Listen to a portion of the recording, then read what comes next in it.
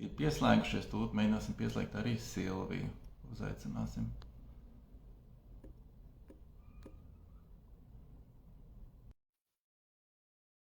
Šodien mums būs saruna, uz kuru mēs esam jau kādu laiku gatavojušies. Jā, sveiciens tiem, kas ir ienākuši. Gaidīsim, kad Silvija pieslēgsies. Nu, re, Silvija arī varētu būt ir. Vai tu, Silvija, mūs dzirdi un redzi? Tā, to pieslēgsim. Galvenais, lai mēs abi redzētu viens otru tajā dalītā ekrānā, jo man bijušas sarunas, kad es runāju pats ar melnu ekrānu. Tā, Silvija. Kamēr mēs gaidām pieslēgšanos, šodien daudz no jums jau noteikti izlasīja, un par ko te mēs runāsim, ir par mentālo veselību, jo tā nav atņemama mums no pārējā ķermeņa. Līdz ar to man būs interesanti pajautāt, un Silvija arī nezina īsti kādus jautājumus es jautāšu, tā kā pamēģinās viņu arī pārsteigt un paprasīt kaut ko vairāk nekā to, ko viņa stāsta ikdienā. Ja? Un Silvija mūs redz, bet viņa nav pievienojusies. Tā, kur tas ir? Tā. Tagad es pievienoju Silviju. Gaidu apstiprinājumu. Mēs gaidām visi. Čau! Čau! Nu. Yes, mums ir bilde. Baigi labi. Es ceru, ka tev arī ir bilde. Es redzu pagadām tikai sevi. Aha! Tad es esmu tas laimīgais, kura redz tevi, bet tu mani neredzi. Nu, skaties, ko daram. Tā godīgi. Jā, tas nav vienkārši runāt ar tukšu melnu ekrānu, bet, nu, skaties, tev lēmums. Tā redz sevi, vismaz zikā, bet katru rītu redz sev spogulī vairākas reizes. Tas var palīdzēt, kā to izdarīt, nu? Nezinu. Varam kādā veidā mēģināt vēlreiz, bet nav garantēts, ka tu redzēsi sevi. Jā. Man ir bijušas vairākas sarunas, kā arī tev ar melnu ekrāniņu. Jā. Un tad ir grūtāk, bet nu, tas nav neiespējams. Es pieņemu, ka mūsu sekotāji, skatītāji mūs redz abus, bet varbūt kāds var ielikt tīkšķīti, pateikt, kā jūsu galā ir situācija. Jā, abi esam redzami pārējiem, tie, kas ir pieslēgti. Jā, paldies. Mūs redz abus. Tā kā, Aivi, tev ir jātur bura. Jā, bet turam bura. Labi, es būšu atkal viens pats šī galā.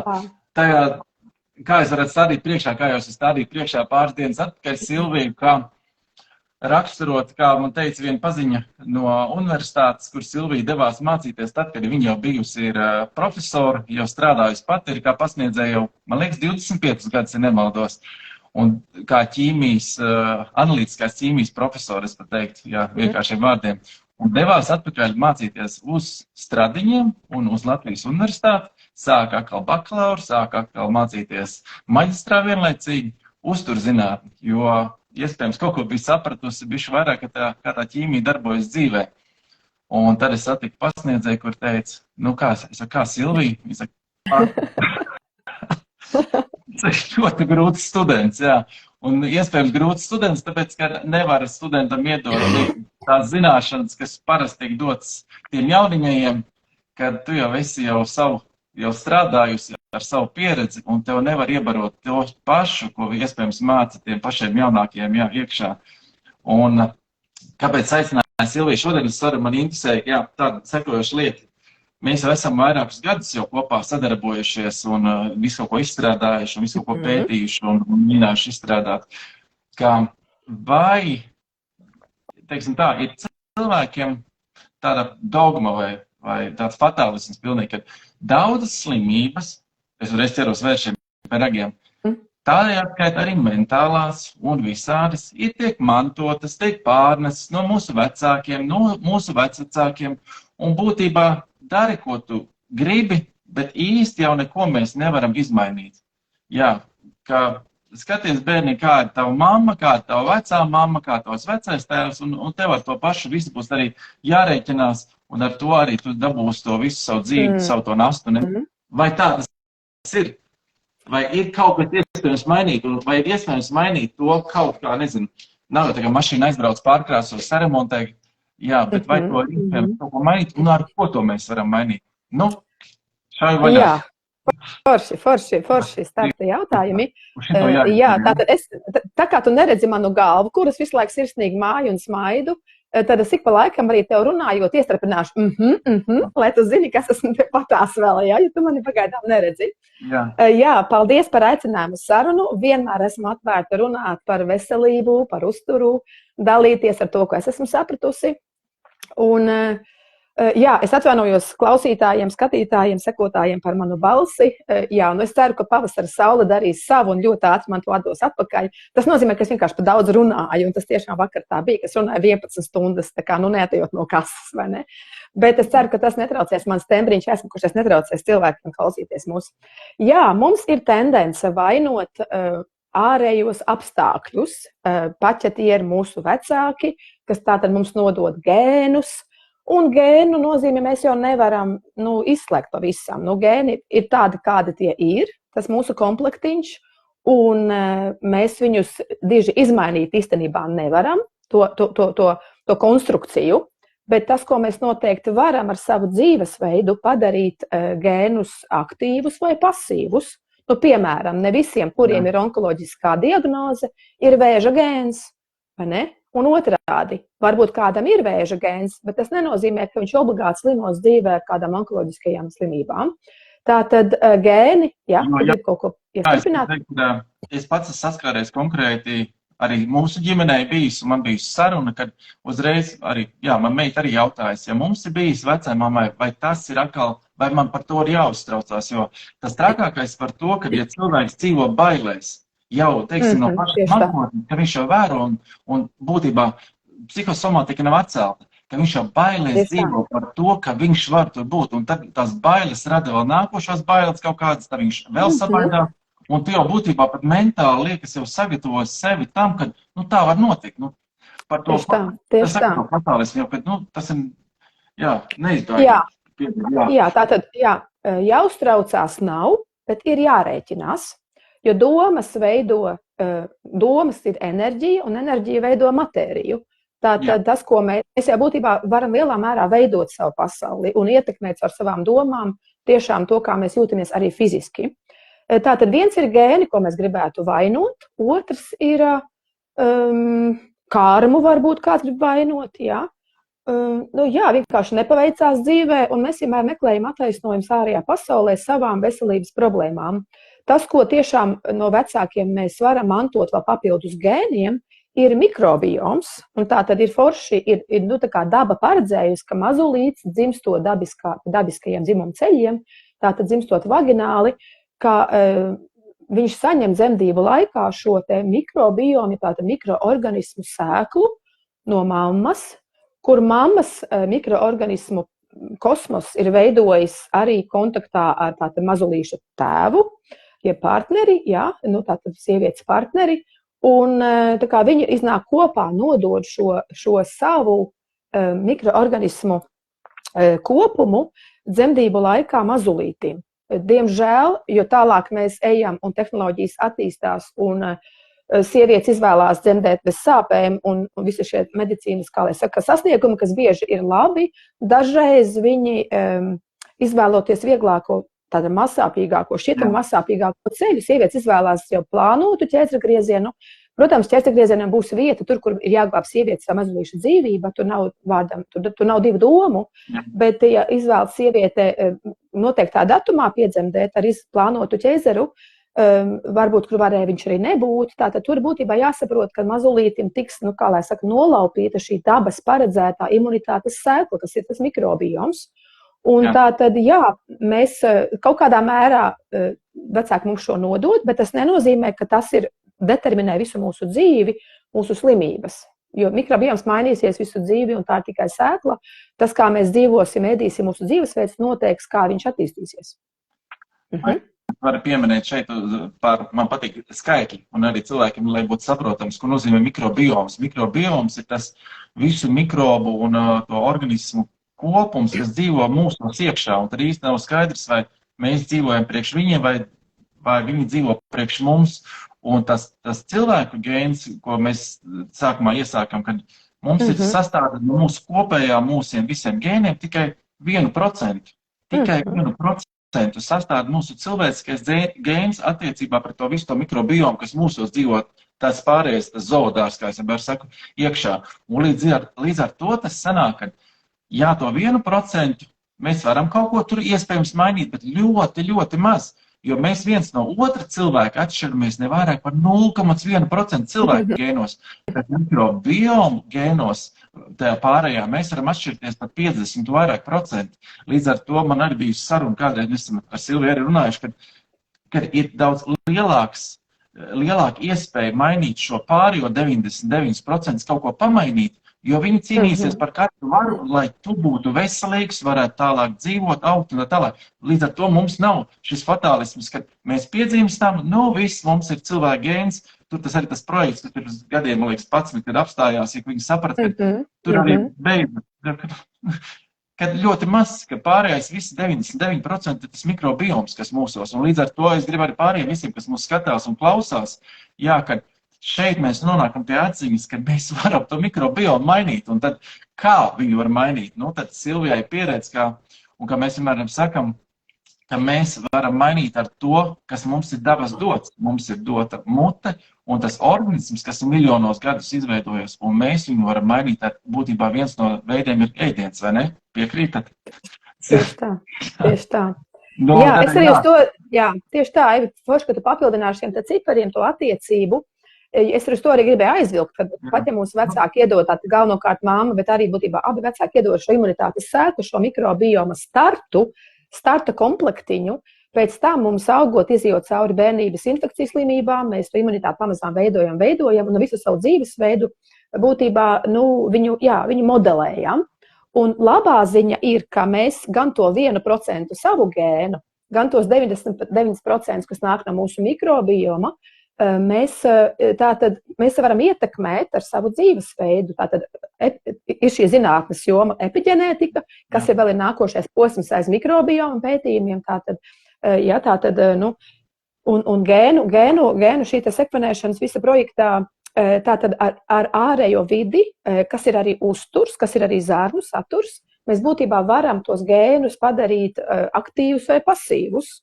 Un nav tā, ka, un labā ziņa, kā es teicu, ka visi tie 100% to gēnu, gan mūsu 1%, gan baktērija 99%, viņi jutīs to, kā mēs dzīvojam. Viņi sapratīs, dzirdēs to, ko mēs ēdam, dzirdēs to, kādu kosmētiku mēs lietojam, kādas ķimikālijas ikdienā, kādu gaisu, kādu ūdeni, tā kā visu to mūsu dzīves veidu, tā būs tā epiģenika, ārējā vide. Un ļoti bieži, teiksim, es savos apmācību kursos grupās, kad cilvēki nāk par uzturu mācīties, kaut kā baigi gudro domu gribēju pateikt, kad ārējā vide ir arī zārnu saturs. Pat, ja mēs to ieliekam iekšā un vairs it kā neredzam kuņģa zārnu traktā, tā joprojām ir ārējā vide, kamēr tā nešķērso, kamēr tās uzturvielas nešķērso mūsu zārnu gļotādes epitēliju. Un tātad, kamēr ceļot tas ēdiens, tās fēču masas, kas tur atliek vielas līdz mūsu kanalizācijai, ja tolets vizītē, tikmēr tā ir ārējā vide. Un tas ir tas, kas ietekmēs mūsu gan imunitāti, gan to, kā gēni darbosies, gan visu kopumā veselību. Un uzturs būs tas pamats, ar kuru mēs būvēsim veselību. Un te ir interesanti varbūt par to, ka zarnās dzīvo tagad tas ļoti daudz, viņu ļoti daudz to mikrobu, kas tur dzīvo, tur ir 100 triljoni. Cipars milzīgs, nevajag uzreiz tā iedomāties, cik tas daudz. Abnormāli daudz, tas ir ļoti daudz.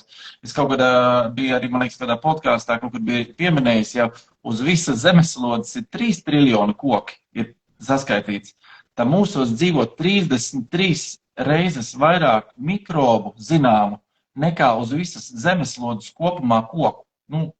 Tas ir kosmos, kas tur iekšā notiekās. Jā, zināmu, ir laba piebilde, ja mēs vēl tik daudz ko nezinām. Skaties, Aivi, visu mikrobiomu, lielo, kā lai saka, pētījumu bumu. Ja tagad paskatās PubMedā, cik ir, piemēram, gadā pētījumi iznāk par mikrobiomu publicētu, tā kā ir, pēdējie dati, ko es skatījos, varbūt tagad pat vairāk, ir 30 zinātnisko publikāciju, tā zinātniskajā literatūrā par šo tēmu dienā pasaulē. Un tie jau ir raksti, kas ir apkopojuši ilgāku pētījumu datus, Un tas vēl tikai varbūt ir aizberga redzamais gals, jo mums vēl mēs sasniegsim brīdi, kad sāks pētīt vairāk viriomu, Kas ir vēl nākošais sīkākais? Es ticu, ka to jau arī pēta, bet mikrobioms, tā baktērijas ir lielākas daudz nekā vīrusi. Un arī vīrusi mūsos dzīvo iekšā. Pagaidām mēs ieliekam visu vienā kastītē, bet vēl mēs atklāsim ļoti, ļoti daudz un skaties, tikai 21. gadsimtā, pateicoties modernām tehnoloģijām, zinātnē, mēs varējām vispār sākt pētīt šīs baktērijas. Un mēs lielāko daļu vēl pat nezinām nosaukt vārdā, es pieņemu. Ja? Tā kā mēs esam pašos autiņos, bērna autiņos saistībā uz mikrobiomu pētījumu un vēl visiem nākošiem sublīmeņiem. Un tas, ko tu teici, vai mēs dzīvojam baktērijām vai baktērijas dzīvo priekš mums, es teiktu, ka mēs dzīvojam simbiozē. Kā es teicu, tas piemērs, kur mēs tās baktērijas dabonam savā organismā, zarnu traktā no mammas, dzemdību laikā, pēc tam uz ādas un būtībā nonākot jau mikroorganismu pasaulē, mums viņa ļoti strauji, kā lai saka, mums jāmācās ar viņām sadzīvot. Un tieši tāpēc daba ir izdomājusi, ka viņi ieliek mūsos šo sēklu arī, ka mūsu zarnu traktā, bet ne tikai visās gļotādās, elpceļos, dzimumceļos, uz ādas, tagad jau saka, smadzenēs ir savs mikrobioms. Un daudzu slimību audiem, piemēram, tā pašam minētam vēzim, arī ir savs mikrobioms. Un mēs jau uzzināsim daudz, ka nekas cilvēku ķermenī nav sterils. Kādreiz teicu, dzemdē mazliet sterils, tas jau sen ir apgāsts. Ja? Tātad, un mūsu daba ir iedevusi iespēju, kā viņa iedaista mūsos to mikroorganismu sēklu, kurš pēc tam augs un attīstīsies, tieši tāpēc, lai mēs tajā mikrobu pasaulē varam izdzīvot. Mēs atnācām, viņa mūs sagaidīja, kā es saku, un mēs nomirsim, un viņa saēdīs mūsu pīšļus. Tas, kas mums ir jāiemācās, ir sadzīvot draudzīgā simbiozē ar šiem mikroorganismiem, jo mēs esam ar savu dzīves, 80, 90, kuram 100 gadu dzīves ilgumu, ir sīks piliens okeānā. Mēs patiesībā atnākam uz mikroorganismu pasauli kā viesi. Un naivi ir iedomāties, ka mēs varam ar kādu cīnīties, vienu tur nogalināt, ražot antibiotikas biezā slānī. Nē, jo mēs draudzīgāk ar viņām varēsim sadzīvot, jo labāk mums, viņas ir mūsos iekšā, viņas ir mums virsū. Tā kā, jā, mēs esam viesi īstenībā viņu kosmosā. Jautājums uzreiz vietā, ko nozīmē sadzīvot? Ko nozīmē sadzīvot ar viņu un kā nozīmē veselīgi uzturēt? Jo tu pieminēji, ka mikrobu pasauli visi, jā, mēs pasmies, ir tāds aplis kādreiz var apstīties, cik daudz dažādu radību dzīvo uz zemes, tad kā ir vienkārši tur tāda maz šauba strīpīga, fragmentiņš, tur tā 1%, tad ir kaut kāda kukaiņa, bet tās baktērijas un pārējie aizņem visu to pasauli, ko mēs pat neredzam. Bet mēs ēdam, ir viena lieta, ko es gribēju paskaidrot, ir vēl tāds teiciens, mēs no zemes nākam, pa zemi paliekam. Tā ir. Un arī vēl teiciens, ka mēs esam tas, ko mēs ēdam. No tad, beidzot, kāds arī klausītājs un skatītājs grib dzirdēt, ko tad mēs varam izmainīt. Piemēram, katram no mums ir savu kaut kāda kaita, slimība, bet mēs gribējām pievērsties varbūt tam pašam sākumam, kad pa tiem bērniem. Šobrīd no statistikas atkal kāda cipari. Ja nemaldos, Latvijā jau kā 12% piedzimst ar mentālām problēmām jau no pašas sākuma. Tad nākšais cipars ir mums Latvijā 30% bērnu tiek mākslīgi ieņemti, vairs nenotiek dabīgā ceļā. Un te mēs varam tos ciparus, viņi kļūst arvien trakāk un trakāk. Jā. Kāda bija tā pieredze? Atceros, ka mēs tevi pirms gadiem, cik tas bija, 4 vai 5 gadu atpakaļ, kad mēs satikāmies un tev bija ideja, darbs universitātē, jā, kad tu gribēji izpētīt, kāda tā saikne ir tam ēdienam, kā var ietekmēt to mentālo, kā var kaut ko mainīt. Un tas neiet runa. Šeit pētījums bija par bērniem, bet tas būtībā mēs varam to darīt arī pieaugušā vecumā, es domāju. Kaut ko mēs varam darīt un mainīt. Kāds bija tā pieredze par bērnu? Pāris vārdos, jo mums bija viena no tēmas, domāju, ka cilvēki pieslēgušies un grib saprast, jo noteikti katram mums no mājām ir bērns ar hiperaktivitāti, ar uzmanības deficītu trūkumu, un viss notiek, un grūti viņus novaldīt, un vēl grūtāk viņus, teiksim, veselīgi pabarot. Un ko tad ar viņiem darīt? Ir tāds bērns, tad arī tas vecāks saka, tāds man laikam ir liktenis, es tādu esmu pelnījis, un es to savu krustu, un neko nedara. Ko mēs, ko tad pāris vārdos par to, jā? Jā, tātad, GAPS uztura. Un GAPS tātad ir viens no low-carb uztura virzieniem. Tātad GAPS uzturs ir uztura protokols, uztura programma, kurā mēs centīsimies mazināt saliktos ogļhidrātus, likt vairāk klāt pretī taukus. Un tātad es šo GAPS uztura filozofiju izstudēju vēl pirms, praktiski caur sevi izlaida burtiski caur savu iekšiņu, izmēģināju, aprakstīju, manas dienas grāmatas ir pieejamas internetā, kā pa dienām un tā tālāk. Tātad izejot šo te uzturu apmācību vēl pat pirms uz studijām universitātei, un pēc tam sākot savas uzturu studijas Latvijas universitātē, Rīgas Stradiņu universitātē, tā kā mana ideja bija izmantot šo GAPS uzturu, tātad pārbaudīt, tiešām vai tā teorija, ko tur tik skaisti stāst uz grāmatas vāka, ka tas var palīdzēt autiskā spektra traucējumu gadījumā, UDHS, tātad hiperaktivitāte, uzmanības deficīta gadījumā. Es pieņēmu lēmumu veikt pētījumus gan maģistra studiju laikā, gan bakalaura studiju laikā tieši par šo GAPS uzturu. Un pirmais bija mazāks pētījums, tātad par maģistra pētījums par bērniem, tātad mums bija fantastiskas, drosmīgas ģimenes, kuras ļoti patiesībā nevieglajā situācijā, jo viņas audzina bērnus ar autiskā spektra traucējumiem, brīvprātīgi pieteicās ievērot šādu GAPS uzturu. Katra ģimene, tā bija tā pētījuma grupa, mums bija arī kontrolas grupa, kur izmaiņu nekādu nebija uzturā. Un pētījuma grupa tātad īstenībā vecāki sāka mainīt bērniem šo te uzturu savu iespēju robežās. Viņš pat nebija 100% perfekts. Kāda ģimene 20%, kāda ģimene 80% centās ievērot. Un 3 mēnešu laikā tā kā pētījuma secinājumi ir, ka bērniem mazinājās autiskā spektra izpausmes atkarībā no anketas, kurā mēs datus apkopojam, no 13 līdz 43%, kas ir mega liels, manuprāt, ieguvums, kas parāda šī GAPS uztura potenciālu.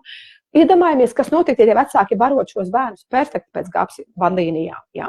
Tā kā tas bija ļoti motivējoši, man arī bakalaura studijas pabeidzot, lai iegūtu šo uzturu speciālistu kvalifikāciju, arī es veicu pētījumu, tagad ar lielāku bērnu grupu par GAPS uzturu bērniem ar UDHS. Un tas bija pētījums, kurā mēs sākām sadarboties, izveidojām šī pētījuma nolūkiem.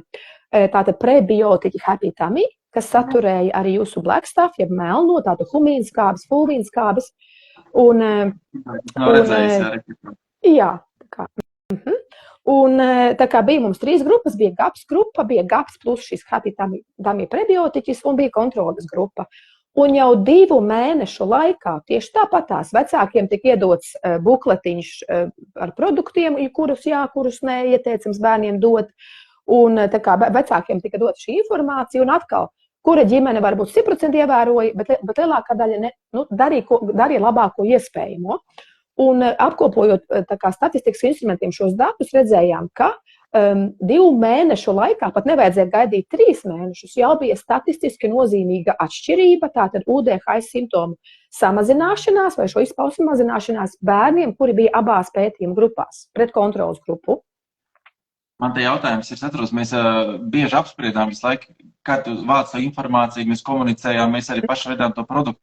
Kas bija, es atceros, bija tā, ka pat īsti fiziski nemainījās vēl tas bērns, jo fiziski tur nevar, viņš bija tur tievs, resns, to mēs nerunājam, bet es saprotu, bija, man mainījās viņa tā uztvere, vairs nebija, negribu, neēdīšu, nedarīšu, neinteresē, un sākās, labi, pamēģināšu, es sāku tā atvērties tā pasauli, līdz ar to iespējams mainījās, jā, tā to ēšana, mainās tas mikrobioms, tas ir tagad jau pierādīts un vairs nav noslēpums, kad daudz tos signālus īsti, kad kurš tad nosaka tas, ko mums gribās ēst, kuram gribās to cukuru, kuram gribās to baltmaizi, to puciņu, kurš tad ir tas, kas dod to signālus no iekšas, jā, tagad.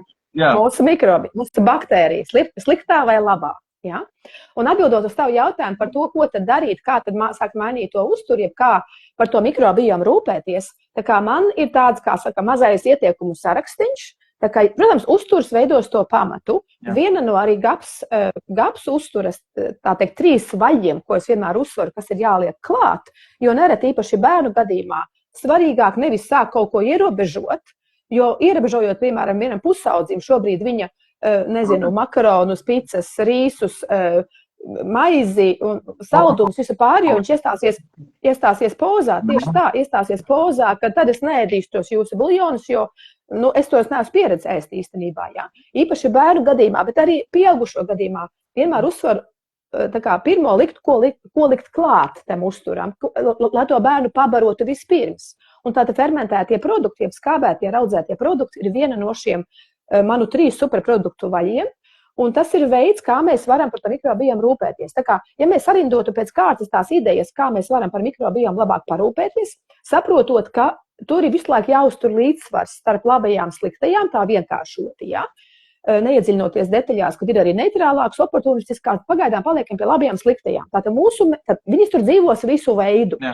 Ir mūsu zarnās, mūsu acugļotādās, ir uz ādas visur. Mūsu, kā saprātīgi cilvēka, uzdevums ir rūpēties par to, lai labo ir nedaudz vairāk nekā to patogēno vai potenciāli patogēno baktēriju. Un kā tad mēs par to varam rūpēties? Pirmkārt saprast, kas garšo sliktajām.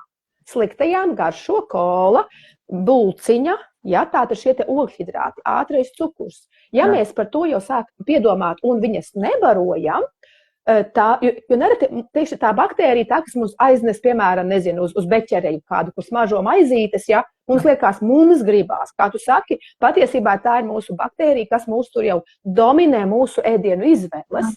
Tātad, te bišķi vajag to disciplīnu gan, tātad, ja mēs sākam nebarot, ja nedot to, kas garšo sliktajām baktērijām, jau tas līdzsvars sāk automātiski pavērsties par labajām, pareizi. Jā. Tas tikai no vienas puses. Otrais solis būtu sākt dot kaut ko, kas garšo labajām baktērijām, lai viņu populācija būtu lielāka, spēcīgāka, dažādīgāka. Pirmais, kas nāk prātā, atkal ir ēdiens, tātad tie dārzeņi, augļi, šķiedrvielas, kas ir prebiotika, jeb maizīte labajām baktērijām. Tas ir otrs solis. Trešais solis ir dot pašas labās baktērijas. Tātad tie būs tie fermentētie produkti, skābētie kāposti, raudzētie piena produkti, ar kuriem mēs iedosim nevis maizīti baktērijām, kas mūsos jau dzīvo, bet mēs skābēt kāposti iedos arī višķi šķiedras, ja? Bet galvenokārt mēs šos produktus ēdam, lai papildinātu labo baktēriju populāciju savā zarniņās, un visā organismā šīs baktērijas nepaliks mūsos pavisam, viņas ir tā teikt ceļotājas cauri mūsu organismam, bet kamēr viņas ceļo, tikmēr viņas tā kā, neļauj izpausties sliktiņajā. Tas bija trešais solīts. Un ceturtais solīts, mēs varam, ja mums ir naudiņas pietiek, vai ja mūsu uzturs nav, pirmie 3 soļi, piemēram, neizpildās, tad mēs varam ķerties pie uztura bagātinātājiem. Mēs varam skatīties gan probiotikas, kā baktērijas izdalītas laboratorijā, ieliktas kapsuliņā, tos mēs varam papildināt, un arī prebiotika, kas ir arī, tā kā varbūt šķiedrvielu prebiotika, tāda Happy Tummy un jūsu Black Stuff produkti. Lūk, lielisks piemērs, produkts, kas ir prebiotika labajām baktērijām. Un piektais, un tad es noslēdzu savu to sarakstiņu, tad būtu tas fecal transplant. Ja? Fecal transplant, kas tā vēl nav plaši pieejama tehnoloģija Latvijā, bet Amerikā un citās valstīs to tā kā dikti pēta, tāda iespēja donoram savu veselo mikrobiomu iedot, citam cilvēkam. Ja? Nedariet to lūdzu mājās. Nedaliet lūdzu fēču transplantācija, ja? Nedariet to mājās, tas nav tik vienkārši, tur jābūt donoram ar tātad labu mikrobiomu, viņš nedrīkst lietot antibiotikas, un šī donoru bāze, ir būtībā liels projekts, kas prasa arī liels izmaksas, bet Latvijā, manuprāt, tas ir ātri vēl nenotiksies, bet, es neesmu tur klāt stāvējusi. Tā kā šie tie 5 punkti, kuras redzu, kā mēs varam to mikrobiomu atbalstīt, un, protams, uzturs lielā mērā, kas veidā mūsu veselības pamatu. Jā. Es gribēju piebilst vienu lietu, ko es nesen. Mēs runājam par to, ka mums jau gribas visu vieglu dzīvē. Tāpat arī ķermeni mēs meklējam to vieglāko ceļu, kā ātri paēst, ātri iegūt enerģiju. Un nesen es biju ielicis video par to, kas salīdzināja, ka mēs jau varam ātri kaut ko viegli apēst tos cukurus, enerģiju uzšaujas augšā, tur mēs nerunāsim par tiem glikēmiskiem indeksiem, tas ir cits saruna, tā ir garāka. Bet, kad ātri iegūstam enerģiju, bet viņi ātri ir noplok, ka mums tā ir jācenšas paēst sātīgi, un te mēs varam kaut ko ieteikt, ko tad ēst no rīta. To visu cornflake un jogurtiņu un šmogurtiņu vietā un tos biezpēnīgus saldos, no tā un no suliņām. Tur ir tik daudz, ko runāt, bet es gribēju vienu lietu, kas, kā arī mums ģimenei sākotnēji, arī mēs ēdām tādas pašas tos cinemīnis un visādas frostīs un visu kaut ko ar pienu, jo tas likās, tas ir ok, jo tā jau to tirgo veikalā, tas ir pārbaudīts, to stāsts, ka tur ir uzturs iekšā, pareizais, tur ir mikroelementi, un tur ir vitamīni salikt vēl klāt, C, D, E un viss, kas tik nav. Bet ir viena lieta, ka tagad, kad mēs esam kļuvuši gudrāki, un es gribu arī ticēt, ka tie, kas ir pieslēgušies un skatās un klausās mums, ka ja jūs esat nonākuši līdz mūsu sarunai, tas nozīmē, ka jūs kaut kas nav apmierinājis dzīvē, ka jūs gribat kaut ko mainīt. Un te ir jāsaka tas lielākais, ka jūs pusi no darba esat izdarījuši. Iesāk kaut ko meklēt. Un te nonākam pie tā, ka, piemēram, ar ko sākt ar sevi, ko es varu ģimenē kā vecāks, jo diez vai bērni mums šobrīd skatās, un īpaši tie problemātiskie bērni, viņiem ir citi video, ko skatīties savos ekrānos. Tad mēs sāksim kā vecāki, un tad es gribētu arī pats teikt, ka arī man bija pieredze, ka vislabākais piemērs, nevis sēdēt, kaut kā es paņemšu tādu, ka sēž vecāks, saka, bērni, tu zini, pīpēšana ir ļoti, ļoti slikta, un ja es redzēšu, ka tu pīpēši, tad teici tā, sados pa pakaļ. Un līdzīgi tas ir, dramatiski arī paņemt lielo ievies, un dzert, tas ir slikti, tu redzēsi, pie kā nonāks. Bērns jau atdarina mums.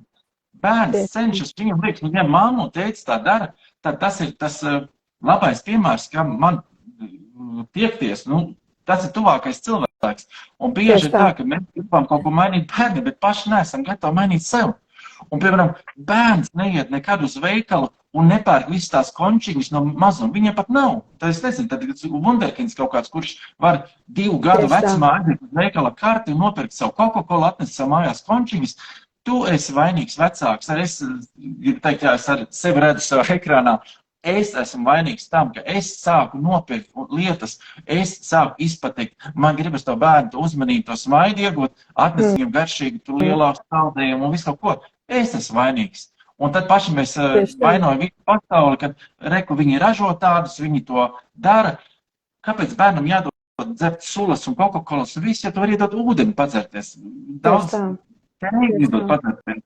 Kad sākat paši vecāki ar sevīm, jā, un īpaši tas ir, pat bija teicis, tas ir noziegums. Ja jūs zinat to, ka jūs nesat mājās, jūs esat tas, kas atnes tos maisiņus, tos krāsainos, visus tos pričandājus, un jūs esat mainīgi par to, sākat mainīt arī savu uzturu. Bērns sāk skatīties, jo nekas nav labāks par to, kā rādīt piemēru. Nosēties vīru un sākat vairs neēst kartupeļus friškas, kā es saku, es jau, jā, gribas jau lamāties brīžam, bet ēdat, uztaisat.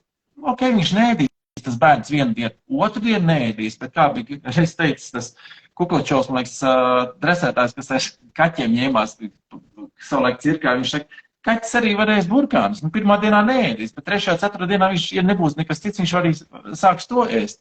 Līdzīgi arī, dramatiski mēs pieejam pie tā, ka bērni sāks ēst, sākumā nedaudz pamēģinās, un tas nedaudz ir tas mazais solītis, ko mēs varam izmainīt.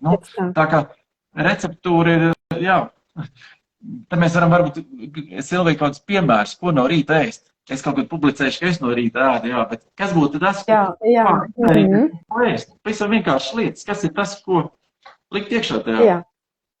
Jā, tūlītās arī mēs tam tiksim, tā kā bišķi pakomentēšu to, ko tikko pastāstīju. Tā ir kā tu saki, ka tā ir mūsu vecāku atbildība, bet es vienmēr cenšos pagriezt lietas pozitīvi. Tā kā par to Hipokrātu, kuras esmu atļausies uzņemt, bijusi diezgan aroganta, pielikusi Hipokrāta citātam 2000 gadu senam, ka visas slimības sākas zarnās, pielikusi to pozitīvo, būtībā to pašu tekstu tikai pagrieztu pozitīvi. Tātad tur sākas arī veselība. Un tā kā vienmēr, es domāju, ka nepalīdz vecākiem vainas sajūta, jo es esmu pirmā, kura varētu šeit sēdēt un justies vainīga, kā es savus bērnus, kad es vēl nestudēju ne par uzturu, ne homeopātiju, neko. Es jau izgāju tieši tās pašas kļūdas. Es arī vēl atceros meitiņu, sāku piebarot ar tām graudu šķīstošajām putrām. Viņai bija kaut kādi 10 mēneši. Viņa sāka iet pie auklītes, es atgriezos darbā universitātē. Es pati tās pāršlu pakas arī ēdu, viņas bija tik garšīgas, jo saldas, protams, man arī vajadzēja spēku, enerģiju. Un tā kā es esmu darījusi vēl varbūt vairāk kļūdu nekā daudzas jaunās ģimenes, kuras, kā es saku, tur atnāk cilvēkus konsultāciju. Vakar man bija 21 gadu meitene, Ja, uz konsultāciju. Es domāju, bāc, es 21 gadā vispār par uzturu vēl nedomāju. Man jau bija PhD ķīmijā, kad es izlasīju grāmatā, ka bērnam, lai būtu vicis mazinātos austiņas iekaisums, jāsāk skatīties, tīrīt uzturu. Es domāju, kāds sakars ausīm ar uzturu, ja? Un tātad cilvēki, kuri jau tagad aizdomājās, kuriem mazo bērnu vecāki, jūs esat daudz tālāk par mani savā sapratnē, nevajag sevi vainot par to, ko es nezināju vakar. Es varētu vienkārši aprakt sevi no tā, cik es esmu nepareizi visu agrāk darījusi. Ja? Bet es zinu tagad. Teikt sev šo mantru, es uzzināju šodien. Un no šodienas uz priekšu es varu spērt to mazo solīti. Nevis caur vainošanu, negatīvismu, ierobežošanu, vēl kaut ko likt klāt, kas ir mazais pirmais solis. Un tauki, labie tauki, ir tas pirmais produkts, ar ko es iesāku pie kā vairāk piedomāt, ko vairāk likt klāt sevēdienkartē atpakaļ un bērniem, un pusauģiem un jauniešiem, jo tauku kā produktu grupa, viņi ir tie, kas bijuši padarīti par sliktiņajiem šos, 40, jau drīz 50 gadus. Ja mēs liksim vairāk klāt taukus uzturēt, tā skaitā brokastīs, mēs būtībā sāksim jau risināt visas tās, ko mēs esam uzlikuši kā mūsu sarunas tēmas, jauniešu mentālā veselība, aptaukošanās, diabēts, neauglība, kuņģa zārnu trakta veselība, un tās tikai dažas, tās visas pamazām var sākt, kā lai saka, risināties, ja pa vienam solītam uz priekšu uzlaboties, pabarojot smadzenes, iedodot resursus šūnām, no kā veidoties. Tā kā mums nebūs laika iet katrā šajā tēmā, mēs varētu veselo sarunu veidot pareizi, un tas sākās no brokastīm. Doktora Natasha Campbell-McBride, kas ir GAPS autori, nemaldoši šajā grāmatā saka, ka viņai varbūt tā ir anekdote, varbūt tas ir fakts, ka doktors Merkola sūtīja kādreiz uz laboratoriju savu kāpostu burciņu, lai atrastu, ka tur ir viena ēdama karotē daudz vairāk, 100 reizes vairāk baktēriju nekā probiotika pudelītē. Ja? Tad lūk, Natasha Campbell-McBride apraksta gadījumu, kad tika aizvesta uz laboratoriju kaut kādu brokastu pārslu krāsainā kartona kaste. Un tika atrasts, ka tur ir vairāk minerālu vielu, uzturvielu nekā tajās pārslās, kas tajā kastē ir iekšā. Un viņi saka, bāc, vecāki, ja jūs gribat dot savam bērnam pilnvērtīgāku uzturu, dodat viņam to kartonu vismaz graust. Nevis tās pārslas, kas ir tukša cieta, tukšs cukurs, tukša enerģija. Tātad jau no brokastīm mēs liekam iekšā taukvielu. Tātad tipiskas brokastis, kas varbūt aizvietos pārslas ar pienu, sviestmaizes, desmaizes un putras, kas mums ilgiem gadiem pasludināts bijušas par veselīgām brokastīm, pat ja vēl tā ir putra, liekam viņai klāt šobrīd daudz sviestu. Ar laiku putra paliks mazāk, sviesta paliks vairāk. Kas ir tie tauki? No. Mēs runājam par taukiem kopumā, bet kas ir, kad man kādreiz arī sieva saka, es jau vienkārši sviestu pakas griežu un kā sieru tādu lieku virsū, bet man pilnīgi neklās. Tieši tā. Tātad tauks nosaukšu, ko es saprotu par labajiem taukiem. Labie tauki ir visi dzīvnieku valsts tauki, kas istabas temperatūrā ir cieti. Kokoseļa, tāda kokosriekstu sviests, gīsviests, avokādo, protams, omega-3, tātad arī nepiesātinātās tauks kābes, treknās zivis, zivju eļļa, mensu aknu eļļa, mensu aknas, rieksti sēklas, to eļļas, laba olīveļļa, olas zeltenums, treknie skāpiena produkti, tātad skābais krējums treknākais jogurts, tāda, kā galvenos varbūt nosauc, varbūt kādu piemirsu. Treknāka gaļiņa, speķīts, cūkas cauraudzīts, tās arī būs tās brokastis, cepta ola.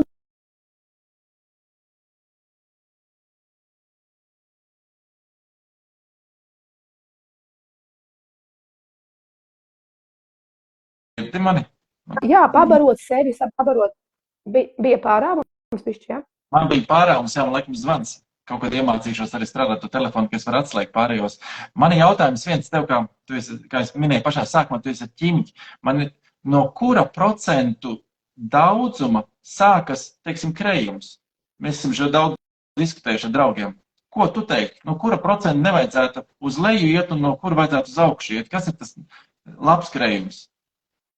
Veikalā mēs varam nopirkt zemākais, ko esmu redzējis, laikam ir 12%, augstākais ir 30%. Vakar man bija konsultācijā kundze no Norvēģijas, viņa saka, ka viņai var dabūt krējumu 35%. Tā kā, jo vairāk tā tauku satura tur ir iekšā, jo tas ir, kā lai saka, dabiskāks krējums. Krējums, kā to daba ir paredzējusi būtībā viņu neizmainot, neatšķaidot, nenokrajojot, kā lai saka, ja tad, kad mēs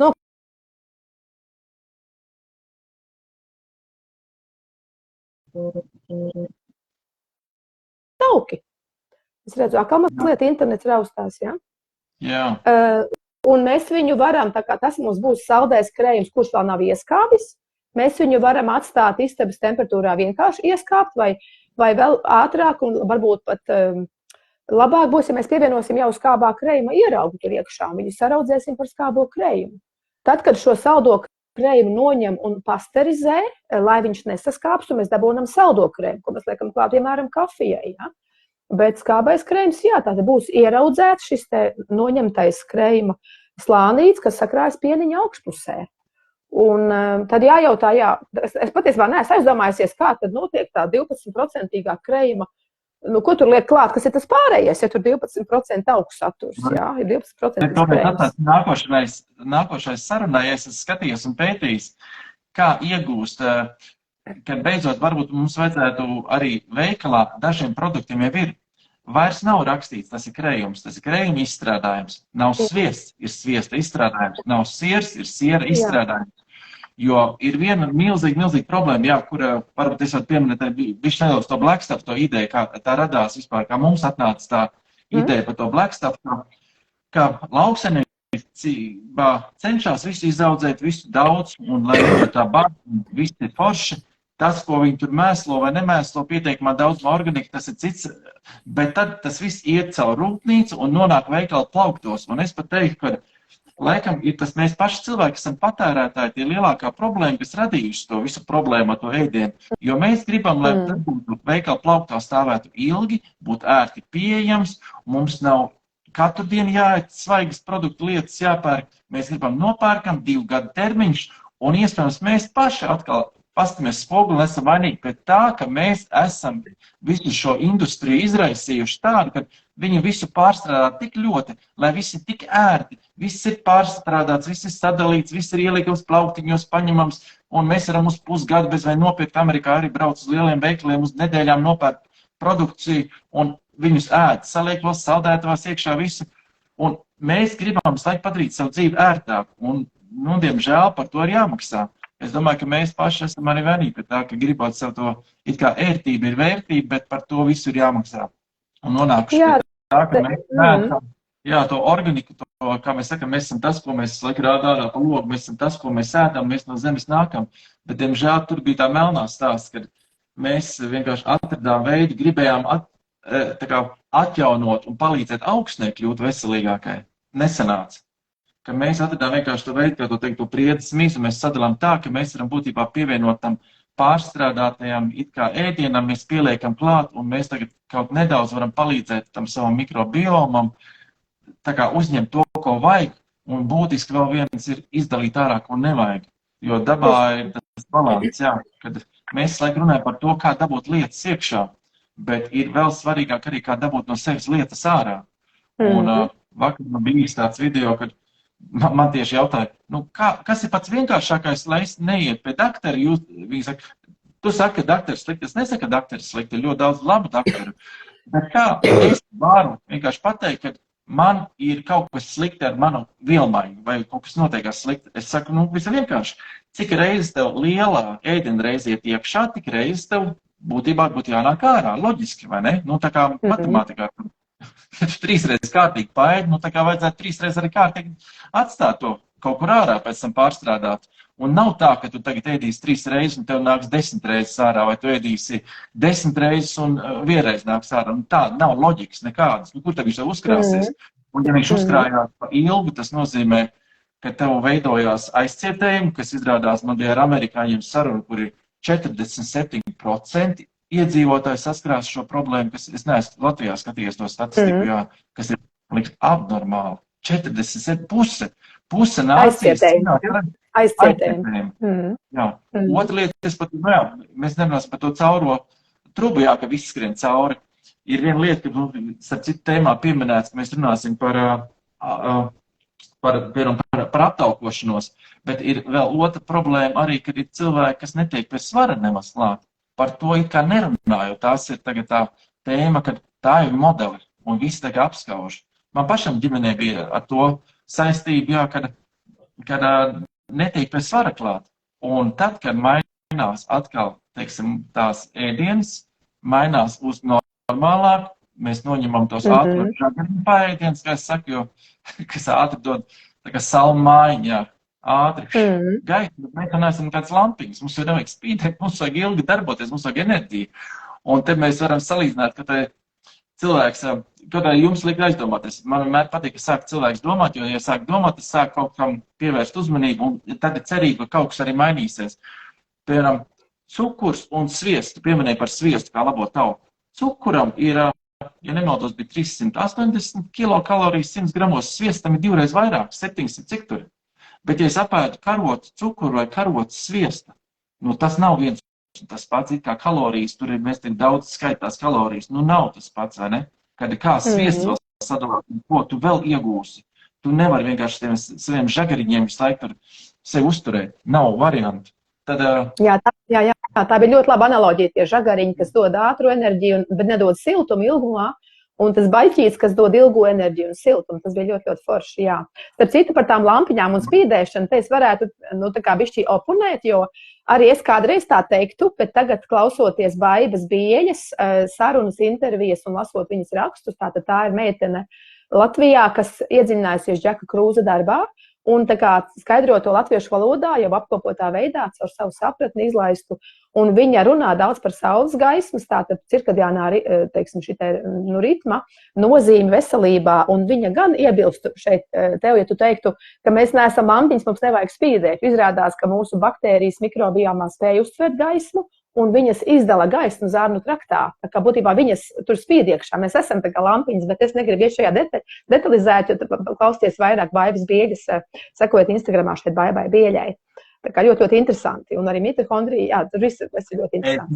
Noteikti piekrīt, mēs neiesim arī fizikā, man patīk, cik katru izdāvāja vatus, un ka mēs īstenībā esam 20 megavatu staigājuši staciju, bet tad mēs pazaudēsim visu klausītājus un skatītājus, ja mēs neesam elektronu pasaulē un sāksim runāt par to, kāda mēs esam enerģija.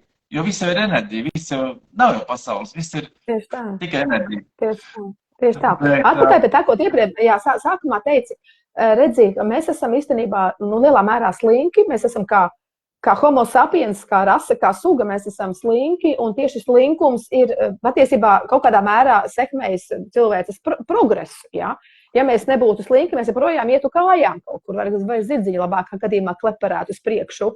Tāpēc dažreiz slinkums ir palīdzošs, bet attiecībā uz savu veselību, jā, ka cilvēki tā modernajā dzīvesveidā, tas dzīvesveids ir tik dinamisks, tik straušs, mums tik daudz ir jāpaspēj, kad mēs tā kā par vieglāku uzskatām to kapsuliņu iemest mutē, piemēram, to probiotiķi, lai tās labās baktērijas būtu, mēs saprotam, ka viņām ir jābūt, nu vismaz tad man ir.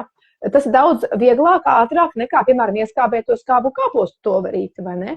Kas iedotu daudz dažādīgāku, daudzveidīgāku baktēriju klāstu. Un, nu jā, labi, ka vismaz tas ir, jā, kaut ko gribēju vēl piebilst pie tā iepriekšējā teksta. Happy Tummy, vai tu atceries, Silvija, kā mēs strādājam pie šitā, ka mums ir arī tās kapsulas, jā, kā ir ērti, bet mēs bērniem toreiz domājam par to, ka nevis kaut ko viegli iemest, pat nesākt viņiem mācīt, lietot būtībā medikamentus kapsuliņus. Nu, lielos pieaugušos mēs neizmācīsim tik viegli, viņiem tas ir ērti, varbūt ja dzīves ritmā, lai ir.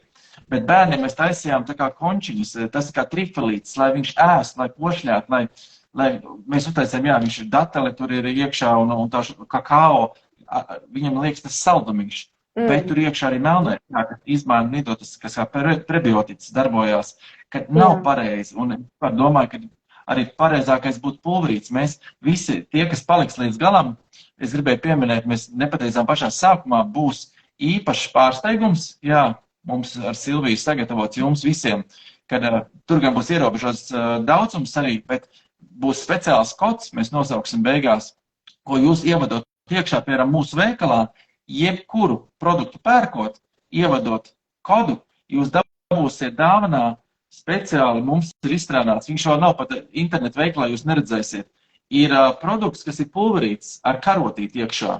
netaisīšu, vai es attaisīšu vaļā, ka speciāli karotīti mums laik bija paciņas, kas bija pulverītes, jā, viss pareizi, bet tagad mums ir karotīti, jo cilvēki jautāja, kā lai es zinu, cik lielu devu.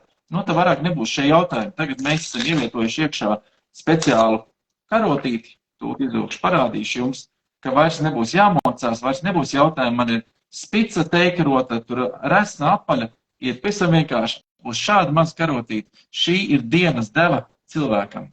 Cik vienkārši. Un jūs viņu varat pielikt klāt pie kafijas, pie tējas, pie ūdens, pie putras, pie sporta dzēļiem, jūs ņemt līdzi. Tā kā tie, kas paliks, sagaidīs, jā? Labi, es lai neaizmirst, ka mums ir 40, es skatos, mums jau tūl pēc 10 minūtēm vajadzētu arī beigt, jo tam mums Instagrams izslēgs ārā. Es atcerējos, ko es gribēju piekomentēt pie tā, ko tu teici, mēs esam tas, ko mēs ēdam, un pie tā mikrobioma. Es atkal papildinu šo zināšanu, šo sapratni ar frāzi, nevis mēs esam tas, ko mēs ēdam, bet mēs esam tas, kas mūsos uzsūcas. Mēs jau varam laist savā gremošanas traktā, tajā pārtikas pārstrādes līnijā īstenībā. Tā kā mēs esam patiesībā pārtikas pārstrādes fabriciņa mazajā, vai liela, cik nu kurš mēs esam.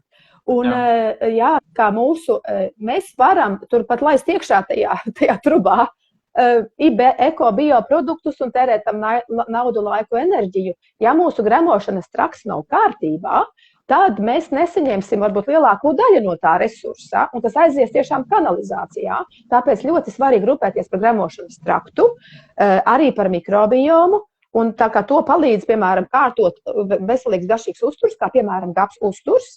Un es, piemēram, kaut kā man atnāca analoģija ar kompostu dārzā, kad es salīdzināju, kāds bazilikas tādiņš izauga manā kompostu, teiksim, zaļajā, tajā augstajā dobē, kurā es liku kompostu pārtikas atlikumus, teiksim, veselu gan gadu, un tad uz tā substrāta es izaudzēju baziliku, kas ir fantastiski leknas un spīdīgām lapām augsts. Un tad man iesējās lielveikalā pirktā augsnē arī bazilikas ēkliņas. Un es augustā, vai kad tas bija, es skatos, kādu es redzu atšķirību. Un tad es iedomājos, ka mūsu zarnu saturs, kas ceļo cauri visas tās šķiedrvielas, kas tur ir, īstenībā ir komposts mūsu augošajām šūnām. Kas veidos mūsu veselībā audzus orgānus. Jautājums, kas no tā zarnu satura, kas no tā komposta var mūsu šūnas sasniegt, kas var šķērstot to tievo zarnu gļotādu. Un te es redzu ļoti lielu potenciālu jūsu melniem ja blackstāv produktiem. Es viņus redzu kā tādus transportierus, ka viņi saista uzturvielas tajā kompostā, kas ir mūsu zarnu saturs, izveido šos helātus, tātad fulvīnskābe, humīnskābe spēj veidot šos helātus, tātad sakompleksēt minerālus un nogādāt cauri zarnu gļotādai uz šūnām. Un kā tu arī teici, ne tikai nogādāt uzturvielas uz šūnām, bet arī paņemt šūnā atkritumvielas, ka abos virzienos tas strādā. Tā kā viens, ka viņš pabaro baktērijas kā prebiotiķis, otrs, ka viņš ļoti palīdz tātad humīnskābes, fulvīnskābes augstē, ja mēs skatāmies tajā kompostā. Tieši tās ir tie ķīmiskie savienojumi, organiskie ķīmiskie savienojumi, kas minerālus no augsnes spēj nogādāt augam. Un tieši tas pats, pārnesot tagad to kompostu uz mūsu zarnu traktu, kā es to ieraudzīju caur to baziliku piemēru, tas pats notiek mūsu ķermenī, tad, kad mums ir fulvīnskābes, humīnskābes, piemēram, caur jūsu blackstāv uzņemtas. Tas palīdzēs, un tad mēs būsim tas, ko mēs ne tikai ēdām, bet kas mūsos uzsūcās. Mēs ar blackstāv palīdzību vairojam to, kas mūsos var uzsūkties. Tāda štela. Jā, ir tā. Visam piekrīt. Jā, man pat nav ko tev oponēt, jā. Tu esi mums ar grādiem, jā. Kā kādreiz man bija saruna Somiem, un tad viņi paši smēja, ka viņiem ir tādi multiplikācijas varoņi, mumini. Un kāpēc viņi esot tik lieli, ka viņi zinot, kā dabūt iekšā, bet mākslinieks aizmirs uzzīmēt vienu mazu caurumiņu, kā dabūt lietas arī ārā. Bet tev taisnība, jā, ka būtībā pat blackstāvs, kādreiz mēs sakam, viņš nav uzturu bagātinātājs, un es vispār esmu, godīgi sakot, laikam pret uzturu bagātinātājiem. Es būtu par labu ēdienu, pareizi izaudzētu ēdienu, un nevajadzētu mums cilvēkiem, jo mēs nezinām, kā tās lietas, ko mums katram vajag kaut kādus ekstraktus ņemt un lietot, tā īsti nebūtu pareizi, un tāpēc, diemžēl, mums nav kategorijas blackstāvam atsevišķi, bet īstenībā tā tā ir tikai transporta viela, tur nav uzturvielas iekšā. Viņš sastāv no oglekļa, skābekļa un ūdeņraža. Tas vienkārši transports, tās tā kādas dakšas vai tačkas, jā, kas vienkārši ved iekšā to un izved ārā to, ko nevajag. Bet es domāju, šī nav ne pirmā, ne pēdējā mūsu saruna, mums iet laiks tikai uz beigām.